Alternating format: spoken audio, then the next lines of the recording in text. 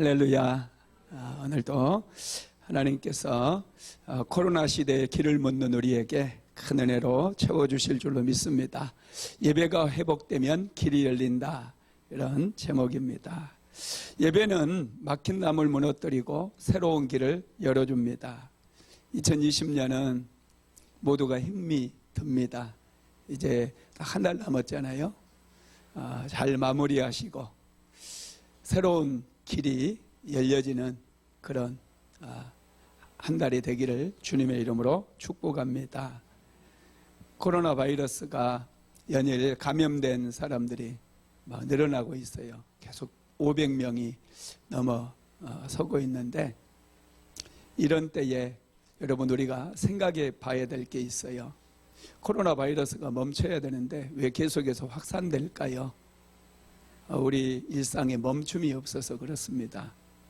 만남을 멈추고 외출을 멈추고 말을 멈춰야 되는데 연말이 되고 그러다 보니까 사람들은 더 분주해지고 더 바빠지는 것 같아요. 이런 시대에 우리는 속도를 조절해야 됩니다. 멈추고 내가 어디에 있는가 방향을 점검해야 돼요. 그리고 하나님을 바라보게 되어질 때 새로운 문이 열려짐을 믿으시기 바랍니다. 우리는 너무나 빠르게 또 분주하게 살고 있어요. 그러다 보니까 많은 문제들이 야기가 되어집니다. 코로나 바이러스 숙주로 지목되는 그런 동물들이 박쥐, 사양 고양이, 칠갑산 이런 것들을 얘기하는데, 짐승들 안에는 바이러스가 있다고 제가 전에도 말씀드렸죠. 특별히 박쥐의 몸속에는 60에서 200종류의 바이러스가 머물고 있대요. 메르스 바이러스나 에볼라 바이러스, 사스, 이런 모든 바이러스가 박쥐에게 검출되어진대. 실제로 그렇대요. 그런데 이런 바이러스가 점점 옛날보다 요즘 더 간격이 좁아지면서 심해지고 있잖아요. 신종플루니 사스니 메르스니 이런 거 제가 어렸을 때는 찾아볼 수가 없었어요. 그런데 이 간격이 점점 좁아지면서 많은 바이러스들을 만들어냅니다. 왜 이런 일이 일어날까요? 사람들이 너무 무분별하게 개발을 해서 그렇습니다. 개발이라고 하는 그런 명목을 가지고 자연을 훼손하고 있어요. 짐승들이 자신의 삶의 터전들을 잃어버리다 보니까 밀려나면서 인류에게 바이러스를 퍼져나가게 만드는 거죠. 그러다 보니까 우리는 극심한 피해를 입고 일상이 멈춰버리는 그런 일들을 경험하게 됩니다. 이 코로나 시대에 우리는 다시 한번 우리의 삶의 자리를 점검하고 방향을 잡게 되어질 때 새로운 길을 열 수 있음을 믿으시기 바랍니다. 코로나 시대에 정말로 필요한 게 뭐냐? 멈춤이에요. 멈추고 하나님을 바라보아야 돼요. 그래야 새로운 길이 열려집니다. 오늘 우리가 읽은 본문은 이스라엘 백성들이 애굽에서 종살이할 때 그 장면이 기록이 되어 있어요. 그들에게 새로운 길이 열려지게 되는데, 어떻게 해서 그들은 종살이라고 하는 그 무거운 짐을 벗어버리고 하나님의 백성이 되어질 수 있었는지, 그 길은 어떻게 그들이 찾아냈는지, 그러한 말씀이 나와 있습니다. 특별히 이스라엘 백성들은 길이 열려지기 전에 애굽에 400년 동안 종살이를 했어요. 그들은 바로를 바라보았습니다. 바로는 끊임없이 이스라엘 백성들에게 뭘 요구했느냐면 일하라는 거예요. 쉬지 말고 일해라. 더 많은 성과를 올려라. 더 빠르게 일을 해라. 자꾸 이스라엘 백성들을 채찍질하면서 국고성을 지으라고 명령을 합니다. 그런데 하나님께서 이스라엘 백성들을 왜 애굽의 종살이에서 이제 건져내시려고 그럽니까? 이스라엘 백성들을 애굽의 종살이에서 멈추게 하기 위해서, 그들을 하나님을 예배하는 예배자로 삼기 위해서 그들을 애굽 땅에서 인도해 내기를 원하셨다는 거예요. 예배라고 하는 것은 멈추게 만듭니다. 저와 여러분이 일을 멈췄기 때문에 이 자리에 나올 수 있는 거예요. 많은 분들은 계속해서 일해라, 빨리빨리 젊었을 때 주일에도 쉬지 말고 일해야 된다, 그래야지 빨리 성공할 수 있다, 이렇게 얘기합니다. 그런데 하나님께서는 그게 아니라는 거예요. 멈춰야 된다는 거예요. 멈출 때 하나님의 은혜가 임하고 멈출 때 새로운 길을 우리가 발견할 수 있게 된다는 거죠. 바로왕은 국고성을 2개나 지었습니다. 요셉 때 이미 많은 창고들을 애굽 전역에 지어놨기 때문에 애굽에는 수많은 창고들이 있어요. 7년 풍년 동안 여러분 곡식을 쌓을 수 있는 그런 창고들이 전국에 즐비하게 세워져 있어요. 그럼에도 불구하고 바로왕은 더 큰 국고성을 2개를 건축을 합니다. 왜 건축을 할까요? 더 많이 쌓아놓기 위해서. 더 많은 양식을 쌓고 더 많은 재물을 쌓고 더 많은 보물을 쌓아놓기 위해서 국고성을 건축을 하고 있는 거예요.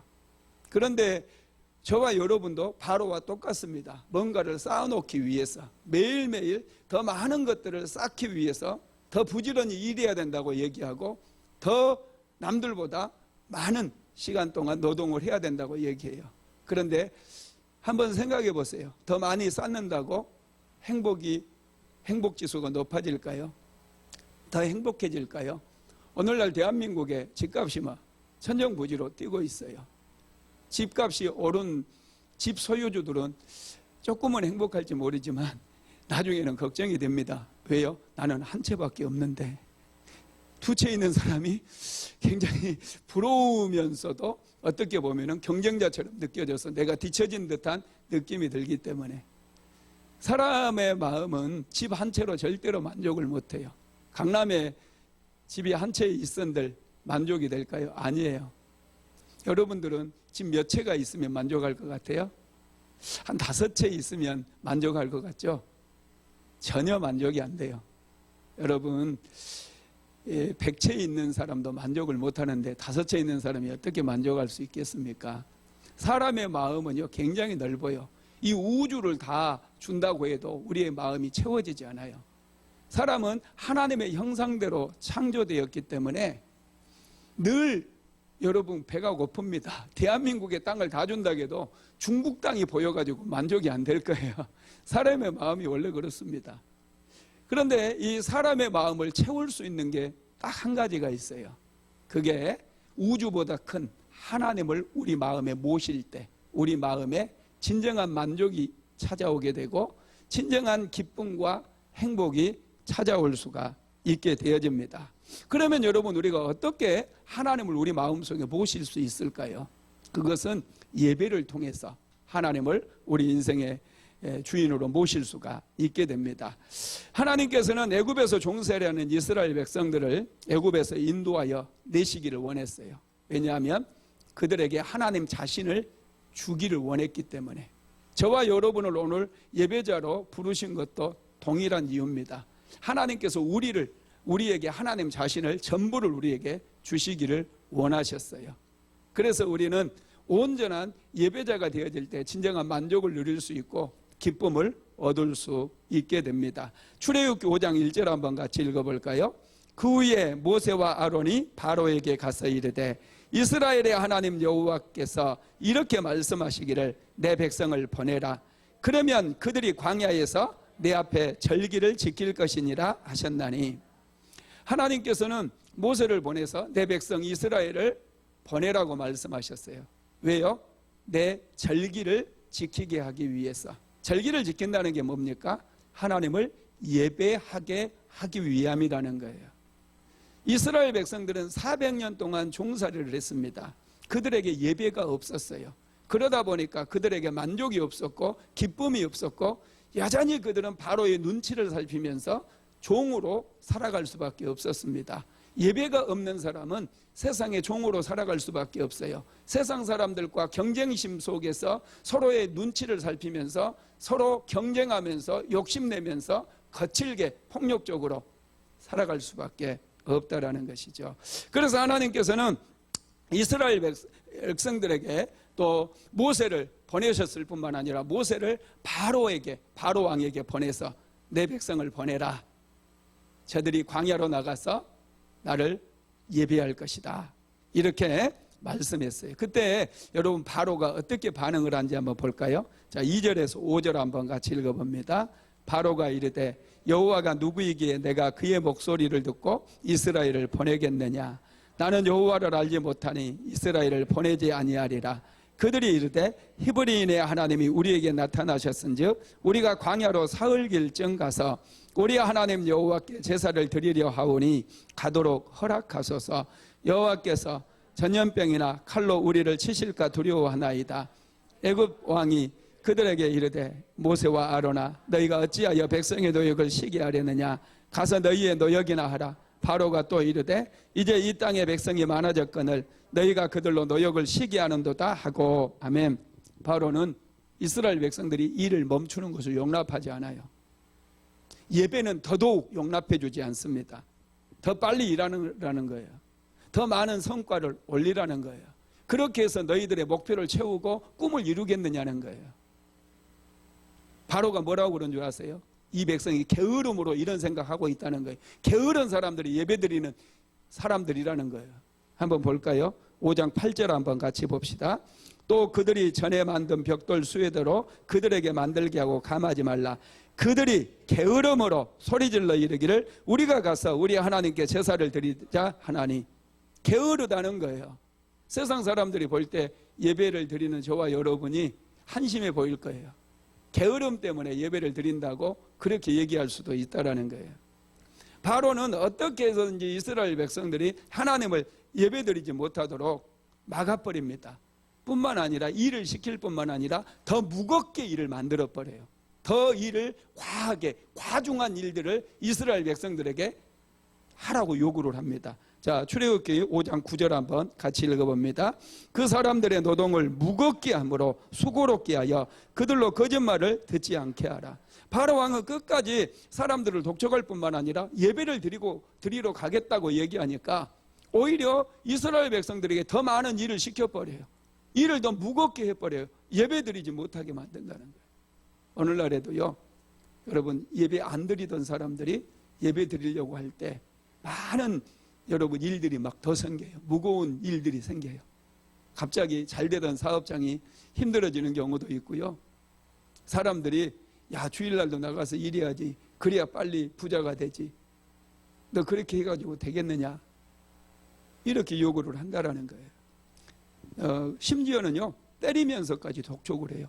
기록관들, 감독관들이 막 때리면서 이스라엘 백성들에게 더 독촉을 하는 거예요. 볼까요? 12절에서 14절 시작.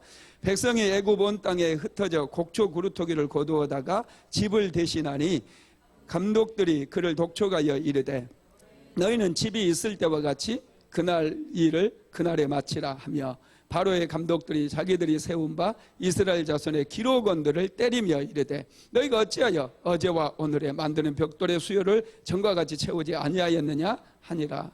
바로 목표량을 채우라는 거예요. 더 많은 일을 하고 더 많은 성과를 내라는 거예요.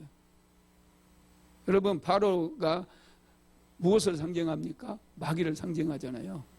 자녀들 훈육하고 가르칠 때 우리가 조심해야 될 게 있어요. 너 그렇게 해가지고 되겠느냐? 이런 말 하면 안 되겠더라고요. 너 그렇게 공부해가지고 뭐가 될래? 이런 말 절대 해서는 안 돼요. 이건 마귀가 우리에게 하는 말이에요. 자꾸 재촉하고 목표량을 채우게 만들고 더 부지런해야 된다고 더 일해야 된다고 이렇게 마귀는 우리를 채찍질합니다. 그런데 여러분 진정한 행복은 멈추고 하나님을 예비할 때 찾아오게 됨을 믿으시기 바랍니다. 하나님께서는 우리가 하던 일을 멈추고 주일이면은 하나님 앞에 나오기를 원하시는 거예요. 할렐루야. 속도는 여러분 폭력을 낳습니다. 속도에 집착하는 사람들은요 자비가 없어요. 긍휼이 없어요. 속도에 집착하는 사람들은 가차없이 채찍질을 해버립니다. 이렇게 우리가 인생을 살게 되면 굉장히 피곤해지고 또 옆에 있는 사람들이 무척 힘들어진다라는 거죠. 예수님께서도 우리에게 쉼을 주시기를 원하셨어요. 마태복음 11장 28절 같이 봅니다. 수고하고 무거운 짐진 자들아 다 내게로 오라. 내가 너희를 쉬게 하리라. 하나님은 우리에게 쉼을 주시기를 원해요. 세상 속에서 고통당하며 세상 속에서 힘들게 일하는 저와 여러분들이 일을 멈추고 하나님을 예배하게 되어질 때 하나님께서는 우리에게 진정한 쉼과 안식을 주시는 거 믿으시기 바랍니다. 그래서 하나님께서는 모세에게 이렇게 말씀하셨어요. 출애굽기 3장 12절 보겠습니다. 하나님이 이르시되 내가 반드시 너와 함께 있으리라. 내가 그 백성을 애굽에서 인도하여 낸 후에 너희가 이 산에서 나를 섬기리니 이것이 내가 너를 보낸 증거니라. 하나님께서 너와 함께 주시겠다고 말씀하시고 이스라엘 백성들을 이제 광야로 인도하셔서 애굽에서 건져내서 하나님을 섬기게 하겠다는 거예요. 하나님을 섬긴다라고 하는 뜻이 뭡니까? 하나님을 예배한다는 거예요. 예배를 드릴 수 있도록 자유인으로 하나님의 백성으로 삼아 주시겠다는 거죠. 특별히 여러분 오늘 우리가 읽은 본문에 보면은 예배를 방해하는 세력이 있잖아요. 그게 바로왕인데 바로왕은 마귀를 상징합니다. 마귀는 끊임없이 우리의 예배를 방해하고 예배를 도적질하기를 원해요. 그래서 우리는 이 코로나 시대에 어떻게 하면 길을 찾을 수 있느냐? 예배를 지키는 거예요. 그래서 첫 번째는 깊은 예배 가운데로 나아가는 것. 그럴 때 새로운 길이 열려져요. 예배를 마당만 밟고 가는 분들이 너무나 많아요. 예배는 깊어질수록 은혜가 충만해지고 깊어질수록 기적이 일어나는 거예요. 막혀있던 그 담이 무너질 뿐만 아니라 새로운 길이 열려져요. 마당만 밟고 가는 그런 예배는 여러분 마귀가 제일 좋아하는 예배입니다. 마귀는 예배에 집중하지 못하게 만든다는 것이죠. 마귀는 우리가 예배를 멈추기를 원해요. 그래서 자꾸 우리에게서 쉼을 빼앗아가고 안식을 빼앗아가고 기쁨을 빼앗아가고 물질도 빼앗아가 버려요. 왜? 예배드리지 못하도록 자꾸 빼앗아가요. 그런데 여러분 하나님께서는 우리가 예배를 드릴 수 있도록 자꾸 주셔요. 은혜도 주시고 기쁨도 주시고 안식도 주시고 축복도 주시고 물질도 주시고 건강도 주신다는 거예요. 애굽의 신들은요 다 빼앗아갔어요. 이스라엘 백성들의 시간을 빼앗아갔어요. 자유를 빼앗아갔어요. 기쁨을 빼앗아갔어요. 계속해서 애굽의 신들은 빼앗아가는 그런 신들입니다. 그런데 여러분 하나님은 주시는 분이에요. 이스라엘 백성들에게 주시기 위해서 그들을 애굽에서 건져내시기를 원하셨어요. 은혜도 주시고 축복도 주시고 많은 물질의 복까지도 주시기 위해서 적과 꿀이 흐르는 가나안 땅을 주시기 위해서 그들을 인도하셨다라는 것이죠. 여러분 그런데 바로는 왜 일에 집착을 할까요? 저와 여러분 왜 일에 집착을 합니까? 두려움 때문이에요. 불안하기 때문에. 불안하면 우리는 자꾸 뭔가 더 해야 된다고 생각을 해요. 자녀들의 미래가 불안하기 때문에 지금 공부해야 된다고 생각해요. 자꾸 뭔가 더 자녀들에게 부담을 안겨주고 더 뭔가를 이루라고 얘기를 할 때가 많다는 거죠. 여러분 롤로 메이라고 하는 분이요. 인간은 길을 잃었을 때 더 빨리 뛰어가는 유일한 동물이다 이렇게 얘기했어요. 짐승들은요 길을 잃어버리잖아요. 그럼 멈춥니다. 그 자리에서 멈추고 냄새를 맡거나 자기가 왔던 길로 다시 되돌아가요. 그래서 길을 찾습니다. 그런데 사람은 산에서 길을 잃어버리잖아요. 그러면 당황해서 이리저리 막 뛰어다녀 버려요. 이리 가고 저리 가고 그러다 보니까 더 길을 잃어버리고 완전히 조난을 당해서 죽게 되어집니다. 길을 잃었을 때는 멈춰야 돼요. 할렐루야.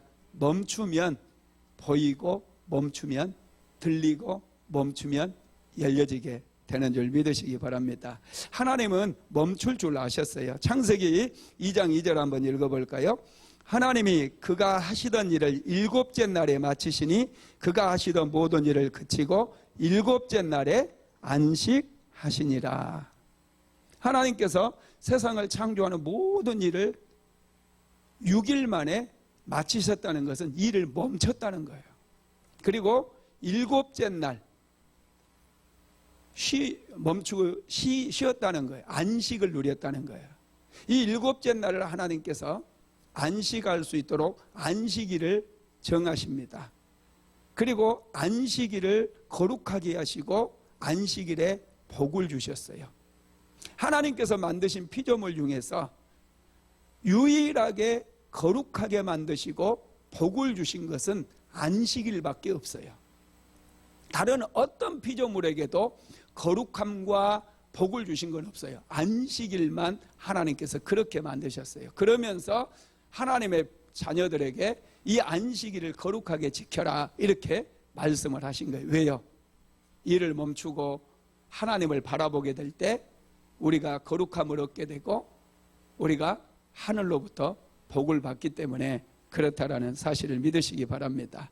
특별히 예수님께서도요, 십자가를 지시고 십자가 위에서 한마디 말씀을 하셨어요. 다 이루었도다 하고 운명하셨어요. 그런데 제가 볼 때는 예수님께서 십자가를 지셨지 다 이루시지 않았거든요. 그때 당시 예수 믿지 않는 사람이 얼마나 많았습니까? 치료받지 못한 환자들이 얼마나 많았습니까? 예수님께서 일을 하시려고 덤벼들면은 여러분 더 오랫동안 사시면서 더 많은 사람 고치시고 더 많은 사람들에게 천국 복음을 전해야 되잖아요. 그런데 예수님께서는 자신의 일을 멈췄어요. 그리고 다 이루었다고 말씀하셨어요. 그리고 나서 제자들에게 남은 일을 맡겨주신 거예요. 여러분 그렇습니다. 우리는 멈출 줄 알아야 돼요. 그래야 은혜가 임합니다. 많이 쌓아놓는다고 행복해지는 게 아니에요.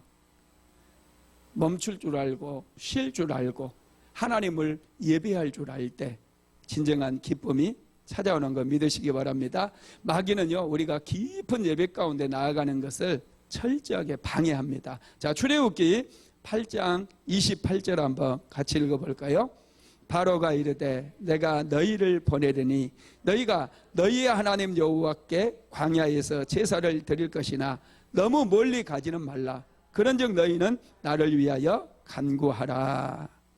이스라엘 백성들에게 이제 바로가 허락을 해줘요. 왜냐하면 하나님께서 막 재앙을 내리기 시작하니까 바로가 막 정신을 못 차리는 거예요.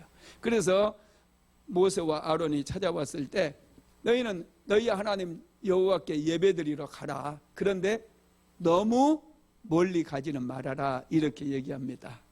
예수를 믿어도 적당히 믿어. 이런 얘기 들었어요? 안 들었어요? 많이 들었죠?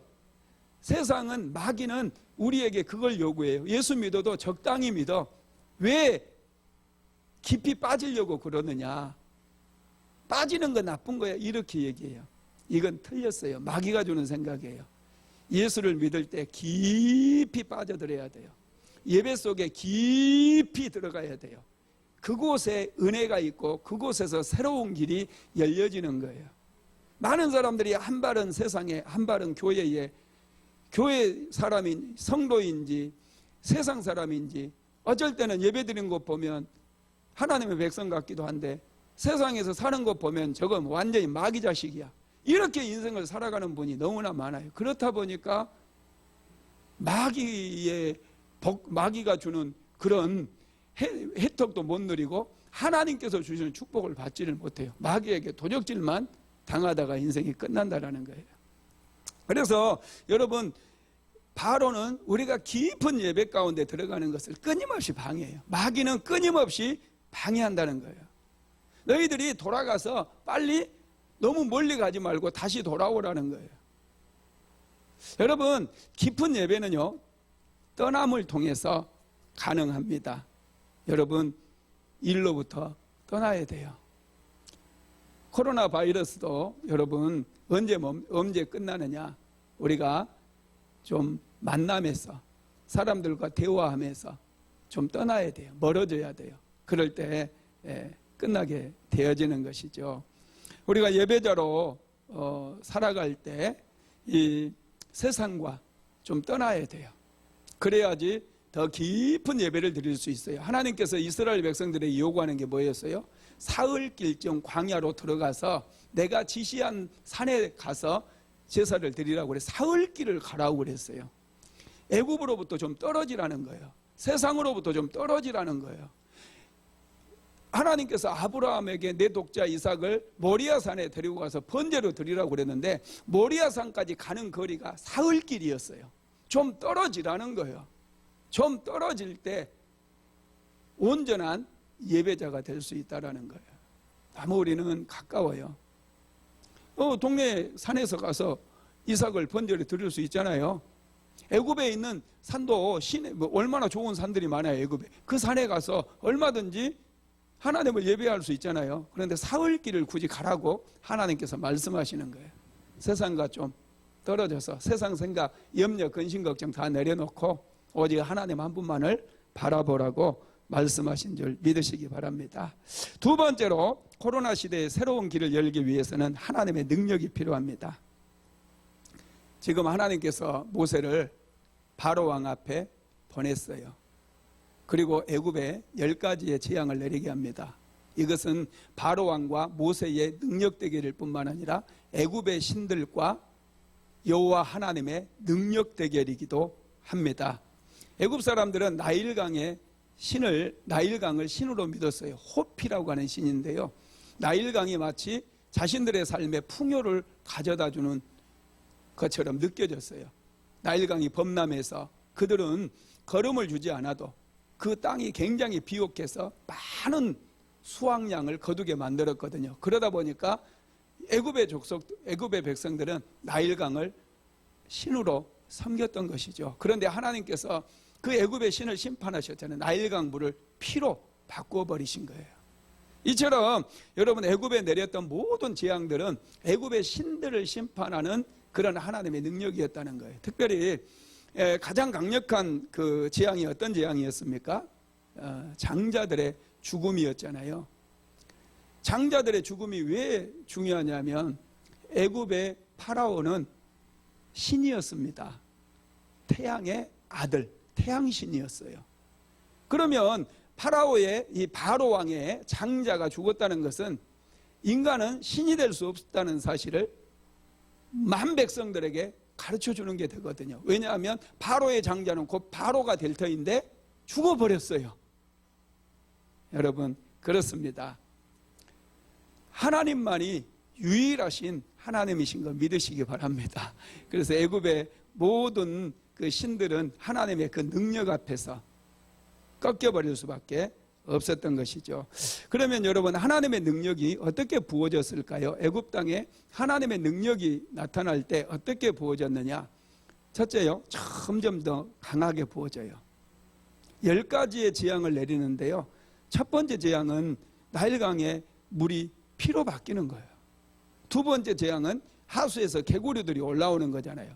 온 땅에 이가 막 득실거리는 거. 가만히 이 부분을 묵상해 보면은 하나님께서는요 점점 이 강하게 끓은 강한 그 능력으로 애굽을 심판을 해버리시더라고요. 시간이 지날수록 더 강해요. 한번 출애굽기 6장 1절 한번 읽어볼까요? 여호와께서 모세에게 이르시되 이제 내가 바로에게 하는 일을 내가 보리라. 강한 손으로 말미암아 바로가 그들을 보내리라. 강한 손으로 말미암아 바로가 그들을 그의 땅에서 쫓아내리라. 아멘. 지혜로운 사람은 어떤 사람인 줄 아세요? 자기의 능력을 다 드러내 보이지 않는 사람이에요.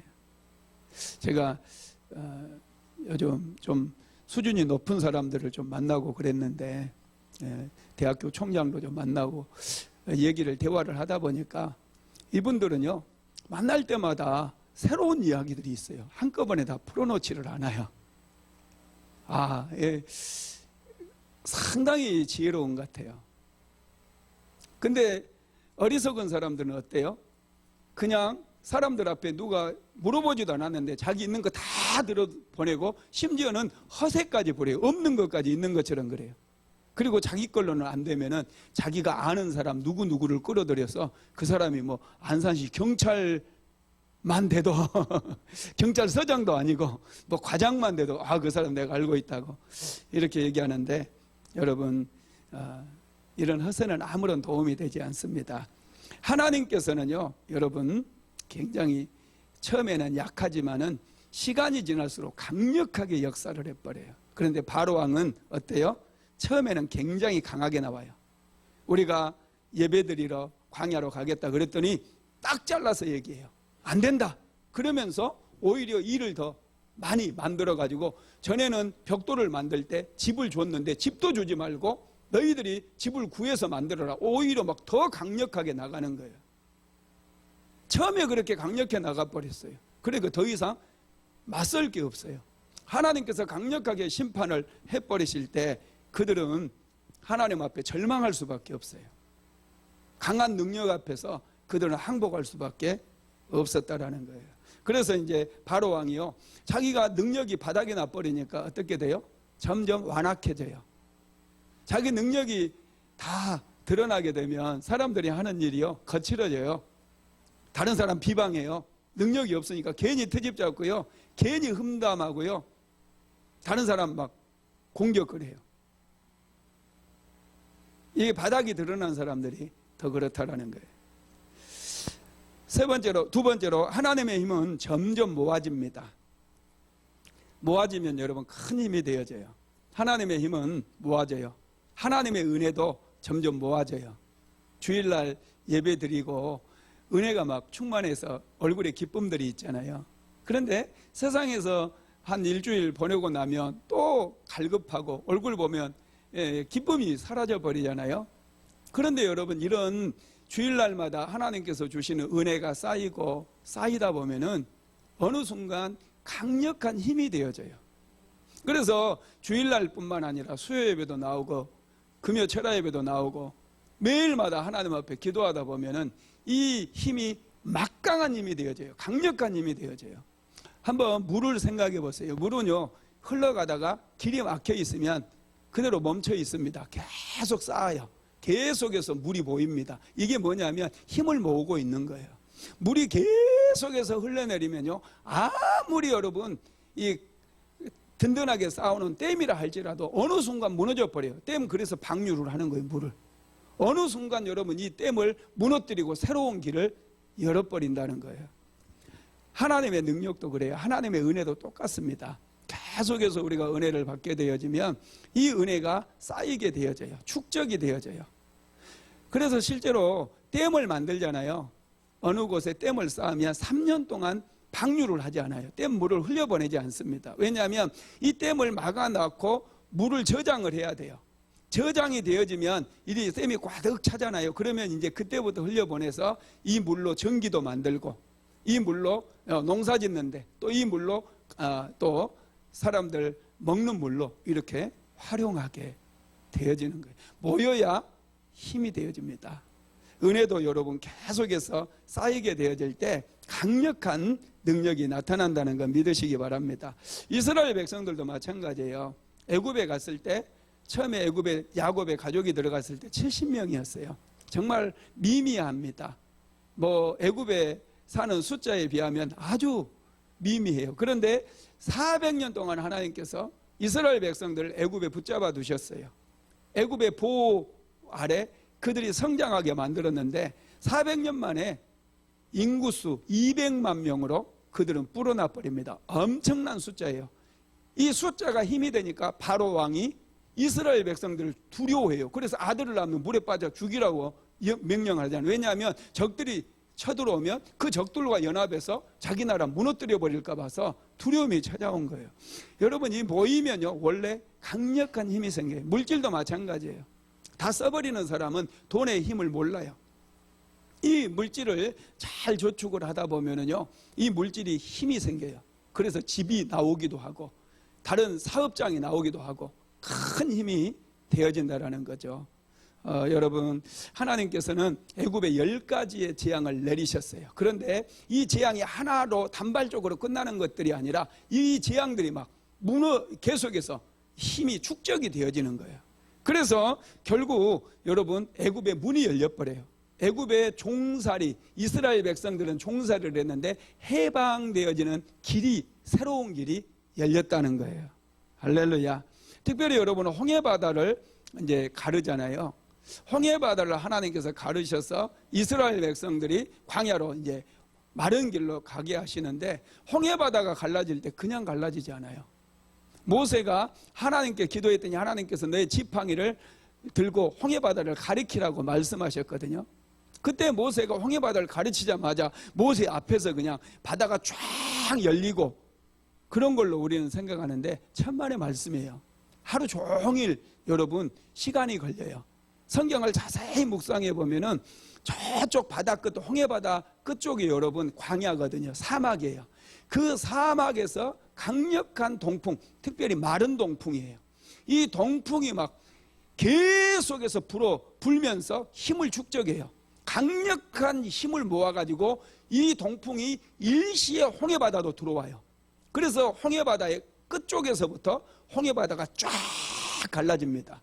그리고 사막에서 엄청난 모래를 그냥 그 바람이 싣고 와가지고 이 바다 한가운데로 난 길수에 이 모래를 깔아버리는 거예요. 그래서 이스라엘 백성들은 물 한 방울 발에 젖지 아니하고 마른 땅으로 건너가게 하셨어요. 여러분 생각해 보세요. 홍해바다가 언제 갈라졌어요? 새벽에 갈라졌어요.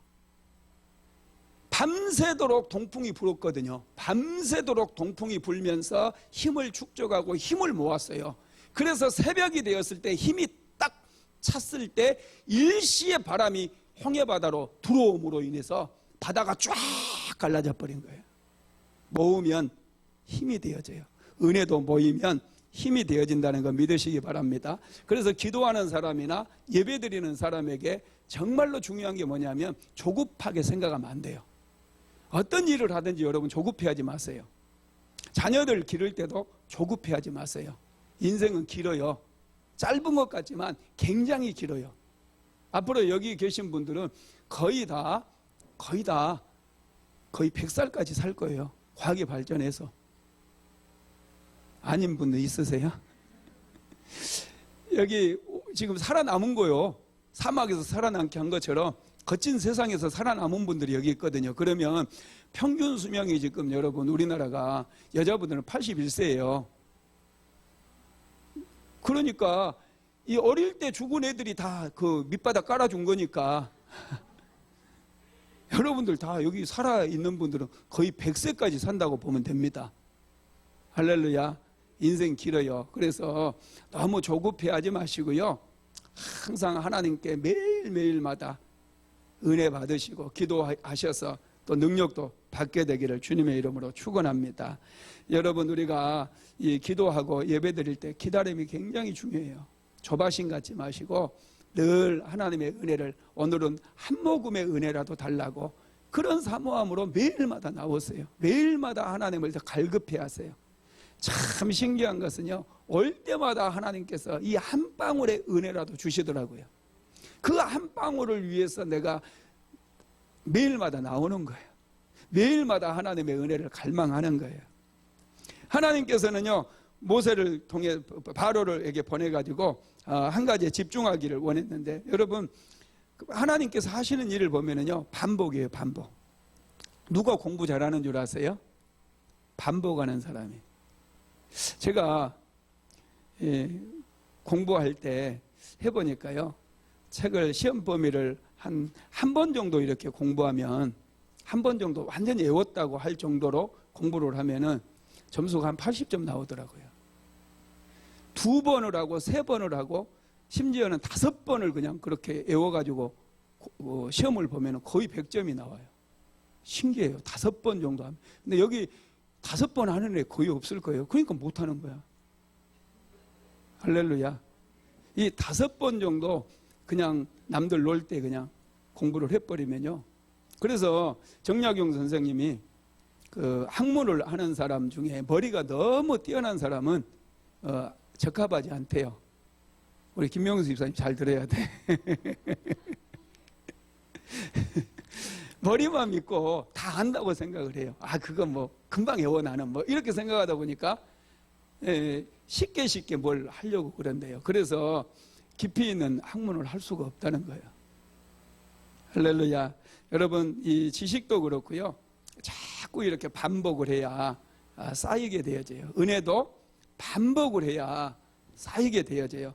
모세를 보내가지고 반복해서 하시는 말씀이 뭐냐면 내 백성을 보내라. 그들이 나를 섬길 것이다. 여러분, 계속해서 하나님이 모세를 바로에게 보내잖아요. 바로를 만날 때마다 하는 얘기가 내 백성을 보내라는 얘기예요. 이제 보내라. 그들이 나를 섬길 것이다. 세상에 끝도 없이 그 얘기를 한다니까요. 하나님, 여러분, 바로가 모를까요? 첫 번째 갔을 때 내 백성 보내라 그랬으니까 바로는 다 알아요. 다 알매도 불구하고 또 가서 얘기하라는 거예요. 여러분, 그렇습니다. 기도에 응답받기를 원하는 분들, 어떤 분들은 반복해서 기도하는 것을 굉장히 싫어하는 분들이 있어요. 목사님, 하나님 다 하시는데 왜 그걸 또 얘기해요? 이러는 분들이 있어요. 그 하나님께서 하시는 일을 전혀 모르는 사람들이 그렇게 얘기해요. 같은 기도 제목이라 할지라도 매일마다 하나님께 반복하는 거예요. 질병으로 고통당하면서 하나님 고쳐주세요. 하나님 아픈 거 다 알거든요. 그래도 하나님께서는요, 계속해서 반복해서 우리에게 요구하기를 원해요. 여러분들 자녀가 뭐 컴퓨터 사달라고 그랬다. 그러면은 처음에 엄마 컴퓨터 필요한데 컴퓨터 사주세요. 그럼 바로 사주나요? 아니잖아요. 나는 잊어버려요. 맨날 잊어버려요. 우리 요석이가 하는 말이요. 아빠한테 얘기하면 계속해서 얘기해야 된대. 아빠 잊어버리니까. 뭐 잊어버려요. 요즘 원유 전도사가 그걸 실감하고 있어요. 교회에 뭐 필요하다고 나한테 얘기해. 목사님 하셨어요? 아, 잊어버렸는데. 또 물어봐. 하셨어요? 아, 잊어버렸는데. 답답할 거예요. 잊어버려요. 나 맨날 잊어버려요. 하나님도 똑같아요. 하나님 잘 잊어버리시더라고. 자꾸 구하고 자꾸 하나님께 기도하고 자꾸 요구해야 돼요. 여러분, 기도 응답 많이 받은 분이 누군 줄 아세요? 많이 구하는 사람이에요. 자주 구하고 반복해서 구하는 사람이 여러분 많이 하나님께 얻는 사람입니다. 여러분, 그래서 우리가 반복해서 기도하고 집중해서 기도해야 돼요. 세 번째, 코로나 시대의 새로운 길을 어떻게 찾을 수 있을까? 어린 양의 보혈이 필요합니다. 출애굽기를 읽을 때마다 감동하게 되는 것은 어린 양의 보혈이에요. 하나님께서 10번째 재앙을 내리실 때 이스라엘 백성들에게 말씀하셨어요. 너희들은 어린 양을 잡아서 그 피를 인방과 좌우 솔주에 발라라.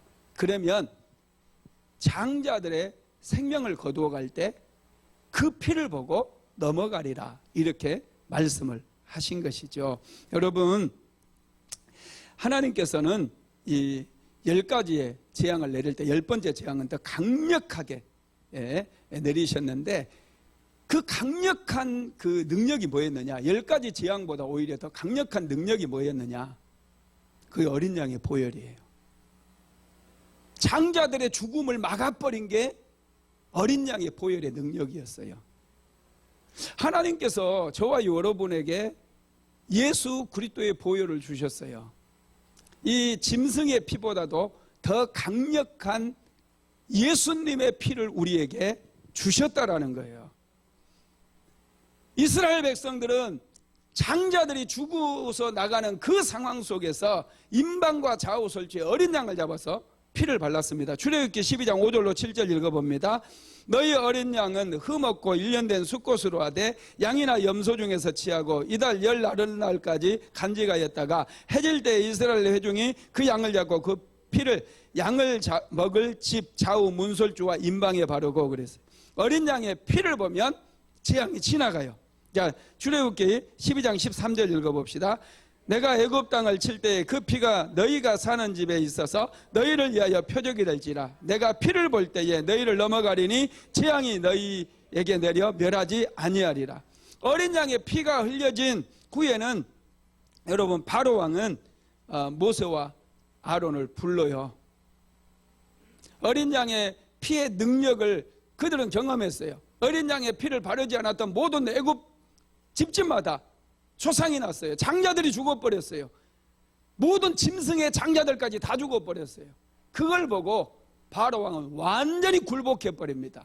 그래서 이전에는 모세와 아론이 바로를 찾아갔어요. 그런데 그 능력 앞에서 바로 왕은 모세와 아론을 밤에 급하게 부릅니다. 그래가지고 애굽을 떠나라 이렇게 얘기하는 거예요. 자, 31절로 출애굽기 12장 31절로 32절 같이 봅니다. 밤에 바로가 모세와 아론을 불러서 이르되 너희와 너희 자손은 일어나 내 백성 가운데서 떠나 너희의 말대로 가서 여호와를 섬기며 너희가 말한 대로 너희 양과 너희 소도 몰아가고 나를 위하여 축복하라 하며. 드디어 여러분, 어린 양의 보혈이 뿌려지자 새로운 길이 열려버렸어요. 애굽에서 나오는 길이 열렸어요. 애굽의 노예에서 해방되는 길이 열렸어요. 억압과 모든 압제에서 자유를 얻는 새로운 자유의 길이 열려버렸다는 거예요. 더 이상 그들은 바로의 눈치를 보지 않아도 돼요. 마음껏 하나님을 예배할 수 있는 이제 예배로의 길이 열려버렸어요. 하나님의 자녀가 되어지는 길이 열려버렸어요. 어린 양의 피가 뿌려지자 그 능력이 얼마나 강력하든지 새로운 길을 열어버린 거예요. 저와 여러분에게는 2000년 전에 독생자 예수 그리스도를 이 땅에 보내주시고 십자가에서 피를 흘려주셨어요. 그 보혈의 능력을 의지하게 되어지면 이 코로나 시대에 새로운 길이 열려지고 답답했던 그 마음에 시원함이 임하게 되고 상쾌함이 임하게 되어진다는 거예요. 믿으시기 바랍니다. 코로나 시대에 여러분, 우리는 더 깊은 예배 가운데 가야 돼요. 그리고 하나님의 능력을, 하나님의 은혜를 계속해서 받아야 돼요. 뿐만 아니라 어린 양의 보혈을 힘입어야 돼요. 어린 양 예수 그리스도의 보혈이 뿌려지자 제 종살이했던 저와 여러분에게 새로운 길이 열려져서 하나님의 자녀가 되어지는 그런 역사가 일어난 거예요. 이 보혈의 능력은 정말로 놀라워요. 그걸로 끝나는 게 아니에요. 어린 양의 보혈이 뿌려졌을 때 새로운 길이 열렸잖아요. 이 새로운 길이 열렸을 때 또 다른 놀라운 일이 일어나는데 어떤 일이 일어나느냐. 자, 출애굽기 12장 35절로 36절 한번 같이 읽어봅시다. 이스라엘 자손이 모세의 말대로 하여 애굽 사람에게 은금 패물과 의복을 구하며 여호와께서 애굽 사람들에게 이스라엘 백성에게 은혜를 있게 하사 그들이 구하는 대로 주게 하심으로 그들이 애굽 사람의 물품을 취하였더라. 물질의 축복이 임했다는 거예요. 놀랍지 않습니까? 새로운 길이 열려지니까 하나님께서 물질의 문을 열어주셨어요. 이스라엘 백성들은 400년 동안이나 애굽에서 종살이를 했어요. 월급을 단 한 푼도 받지 못하고 종살이를 했습니다. 그들은 억눌리고 억압당하고 고통당하면서 잠도 자지 못하고 일만 했어요. 안식일도 지키지 못하고 죽으라고 일만 했어요. 그런데 하나님께서 이제 하나님의 백성으로서 예배의 길을 열어주심으로 400년 동안 밀렸던 임금을 되찾게 만들었다는 거예요. 그동안 도적질 당하면서 빼앗겨버렸던 그 모든 그들의 수고를 전부 회복할 수 있도록 은혜를 베풀어 주신 거예요. 예배의 길이 열려야 돼요. 여러분들의 인생 속에 예배, 새로운 예배, 깊은 예배로 가는 그 예배의 길이 열려질 때 물질의 축복도 임한다는 사실을 믿으시기 바랍니다. 그동안 우리는 우리의 잠재력을 도적질 당했어요. 우리의 시간을 도적질 당했고 열심히 일했지만 마귀가 너무나 많은 것을 빼앗아갔어요. 고스란히 마귀에게 다 넘겨줬어요. 남편이 돈 못 버는 게 여러분 그냥 못 버는 게 아니에요. 기도가 모자라서 마귀에게 도적질 당해서 남편이 가지고 있는 잠재적인 능력과 그 지식과 그런 것들을 다 빼앗기다 보니까 세상에서 찌개처럼 인생을 살아간 거예요. 이제는 아니에요. 이제 하나님의 은혜가 쌓이고 어린 양의 보혈의 피가 뿌려짐으로 하나님의 자녀가 되어지는 새로운 길이 열려지고 코로나 시대에 새로운 길이 열려지게 되어지면 이제 마귀에게 빼앗겼던 것들 되찾는 역사가 일어난다는 거예요. 애굽 사람들에게 빼앗겼던 거, 애굽 사람들이 주지 않았던 거 한꺼번에 되찾아버리는 그런 역사가 일어났다는 거예요. 그래서 애굽 사람들의 집에 가서 달라고 막 그러는 거예요. 내놓으라고, 마귀에게 내놓으라고 소리 좀 지르세요. 교회에 나와서 우리 남편에게 빼앗아갔던 거 7배로 갚아라 이 나쁜 놈들아. 할렐루야. 이렇게 요구하는 게 그리스도인이에요. 맨날 쪼잔하게 그냥 맨날 패배자로 인생을 살고 목사님 힘들어요 이렇게 하지 마시고 그동안 빼앗겼던 거 마귀에게 소리 좀 지르면서 이 나쁜 마귀야, 내 인생을 빼앗아갔던 거, 내 삶에 도적질했던 거 7배로 넣어놓고 묶임을 받고 떠나가라 명령 좀 하세요. 그래야지 이 애굽 사람들이 다 내준 것처럼 마귀도 우리에게 다 내주게 되어 있어요. 그때부터 여러분들의 인생에 놀라운 일들이 일어나요. 기쁨이 생기고 축복이 임하는 거 믿으시기 바랍니다. 새로운 길이 열리자 하나님의 은혜가 부어졌다는 거 잊지 마시기 바랍니다. 새로운 길이 열리면 축복의 문이 열려지고요. 이스라엘 백성들 애굽에서 나오는 길은 어린 양의 피를 통해서 나오게 됐는데 물질의 축복이 같이 따라왔다는 사실입니다. 말씀을 마무리하겠습니다. 하나님께서는 우리에게 새로운 길을 열어주시기를 원하십니다. 코로나 시대에 우리는 예배조차도 마스크를 쓰면서 답답하게 그렇게 힘들게 드리지만은 이 예배마저도 우리는 사모해야 돼요. 정말 사모해야 돼요. 왜요? 은혜는 계속해서 쏟아지기 때문에. 우리는 알지 못해요. 그렇지만 하나님의 은혜는 끊임없이 여러분들의 심령의 그릇 속에 쌓이고 여러분의 삶 속에 쌓이고 어느 순간 이 힘이 축적이 되어지면 강력한 힘이 되어지고 능력이 되어져서 여러분들의 인생에 새로운 길을 열어버리고 돌파구가 생기고 막힌 담이 무너지는 그런 역사가 일어나는 거예요. 그리고 날마다 어린 양의 보혈을 여러분 붙잡기 되기를 주님의 이름으로 축복합니다.